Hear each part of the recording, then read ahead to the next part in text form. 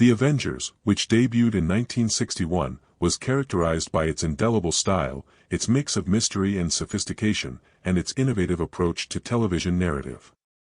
But among its numerous iconic moments, there was one notorious scene that stood out, not because of the excellence that generally marked the show, but for transgressing boundaries in a manner that was too much for audiences and networks to handle. The fallout was so intense that it contributed to the end of the show's original run. What was it about this moment that made it so unforgettable, and why did it spark such fierce backlash? Could this single scene hold secrets that even the most dedicated fans never expected? To get it, we have to go back to the start, to the problems, successes, and cultural currents that transformed the Avengers and its trajectory from humble crime drama to revolutionary cultural icon. If this kind of story touches your heart, if you're someone who cares about truth, responsibility, and speaking up for the voiceless, please like this video, subscribe to our channel Spark Science, and share it with someone who should hear it. Let's get started. When the Avengers initially debuted on television, it was quite different from the hip, dreamlike show that eventually emerged. It started humbly as a simple crime drama, with a focus on gritty plotting and serious characters. By the mid-1960s, though, it had evolved into something altogether braver, a high-octane spy thriller of surreal flavor that intertwined espionage, satire, and science fiction in a manner audiences had not experienced before. This new boldness made the show one of the most ambitious of its era, but with ambition comes cost, and beneath the sheen were building tensions. Producers, actors, and writers frequently disagreed over where the show was headed, with those disagreements occasionally jeopardizing the very existence of the production. One of the first and most critical moments of tension involved a key casting shakeup in 1965. Honor Blackman, who had been playing the witty and assertive Kathy Gale, had left the series. To take her place, the production hired Diana Rigg as Emma Peel, and her arrival defined nothing short of a new era for the show. With Rigg on board, the Avengers took on a more cinematic tone. Detailed fight choreography, crisper dialogue, quicker pacing, and intricate storylines became the norm. However, with this change came conflicts behind the scenes. Some authors wanted to expand into more futuristic, experimental narratives relying on surrealism, while others desired to maintain the saucy repartee and playful humor that had characterized the earlier John Steed and Kathy Gale relationship. These disparate visions tended to slow down production and created bitter arguments. For Diana Rigg herself, the process was also difficult. A traditionally trained actress with a solid theater background, she anticipated that Emma Peel would be handled as an equal to Patrick Macnee's John Steed. Initially, though, producers were inclined toward showcasing her as a glamorous sidekick or romantic accessory. Rigg fought hard, demanding that Peel be an authentic partner, able to engage in intellectual repartee and physical feats. Her tenacity was causing arguments in the offices of production, where some were worried that assigning too much importance to a female character in a male-oriented genre could disrupt the balance. But Rigg's perseverance finally prevailed. Emma Peel became television's most powerful female action heroine, respected for her intelligence, autonomy, humor, and toughness. But then another issue arose, one with absolutely nothing to do with character and everything to do with equity. As a co-lead, Rigg learned that she was earning much less than Patrick Macnee. Outraged by the disparity, she insisted on equal compensation. The issue soon made headlines, embarrassing the producers and prompting them to enhance her contract.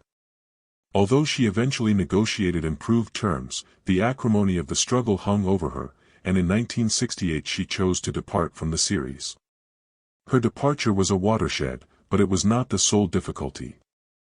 Patrick Macnee, the sole standing figure of the Avengers, who performed the unruffled John Steed, battled his own problems. Known for his charm and professionalism, he was well liked by many, but rumors suggested that not all co-stars found him easy to work with. Honor Blackman occasionally found his humor irritating, which caused frostiness between them. With Diana Rigg, the tension was different, stemming more from questions of creative control. Macnee had been the show's face for a long time, but with Rigg's immense popularity, the focus was no longer only on him. This resulted in competition for screen time and plot superiority. Nevertheless, both the actors were professional, and in subsequent years they remembered working together fondly and with respect. Linda Thorson's casting as Tara King after Rigg left was another make-or-break moment. Producers yearned for a younger, more conventionally feminine presence, something different from Emma Peel's urbane sophistication. Thorson did not have the experience, though, and entering such an iconic character constituted a tremendous burden. Her chemistry with McNay never equaled the electricity of previous couplings, and critics were quick to describe it as such. At the same time, the tone of the series itself started to falter, awkwardly switching between serious and frivolous, never really recapturing the earlier accuracy. Ratings declined, networks stepped in more aggressively, and the delicate balance of satire, spy work, and surreality that had made the series so distinctive started to be more difficult to maintain. To fully appreciate how the series came apart, it is useful to recall how it came together. In the early 1960s, British television was on the threshold of a golden age. The BBC and the newer independent television companies were venturing risks with innovative, imaginative schemes, providing audiences with more than the traditional detective or soap opera fare. Sidney Newman, a Canadian producer with a reputation for brilliance, had already proved himself with armchair theatre. By 1960, he was intent on going further, crafting a spy thriller with sophistication and humor that diverged from the hard-boiled detective tropes that filled screens. This was the germ that became the Avengers. By the point at which Diana Rigg joined in 1965, the show was prepared to take off. Emma Peel, sophisticated, intelligent, and expert in martial arts, was not only a partner to Steed but also a female icon. Their relationship, based on banter, subtle romantic tension, and mutual admiration, was central to the series' success. Unlike most female characters of the era, Peel was not only capable of saving herself but often saved the day. The surrealist touch added during her tenure, with bizarre villains, strange experiments, and fantastical plots, made the Avengers one of the most stylish and influential series of the 60s. But as the 60s expired, the cracks were starting to appear. Low ratings, in-house battles, and network interference all eroded the magic. And then there was the infamous moment. During its broadcast lifespan, the Avengers had fed on defying conventions, blending elegance, action, and satire. But towards the end, one moment pushed the envelope too far. This episode has been the subject of rumor ever since it was speedily withdrawn from circulation. Surviving reports imply that it had a more sinister tone than normal, with suggestions of psychological sadism or political overtones being out of place with the light-hearted style audiences were used to. It was either the disturbing realism of the scene or the clandestine social commentary, they claim, that unsettled viewers, thus making broadcasters anxious.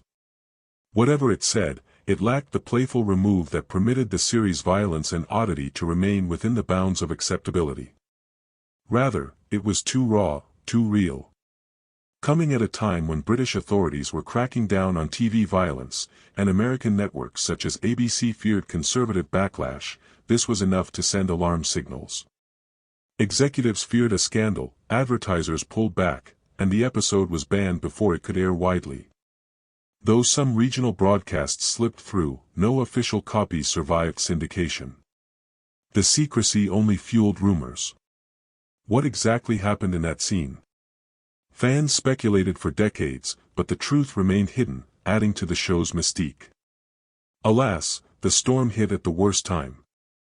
Already reeling from cast defections and creative fall-off, The Avengers was unable to resist the blow.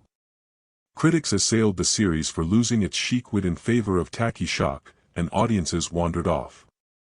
Networks lost faith, advertisers withheld support, and by the late 60s, the series was over. But its impact could not be wiped away. Even when it was cancelled, The Avengers continued as a cultural force. Its influence extended beyond fashion, with Steed's bowler hat and umbrella symbolizing British fashion, and the leather catsuits and mod designs of Gale and Peel being copied by trends and designers. Worldwide, it paved the way for subsequent British shows to find international success, showing that UK television could appeal worldwide. Above all, It reinterpreted gender roles on TV by turning Kathy Gale and Emma Peel into trailblazing female action heroines who inspired an entire generation. The myth of the censored scene was incorporated into its history, transforming scandal into myth. Reboot efforts followed in 1976 with the new Avengers, featuring Patrick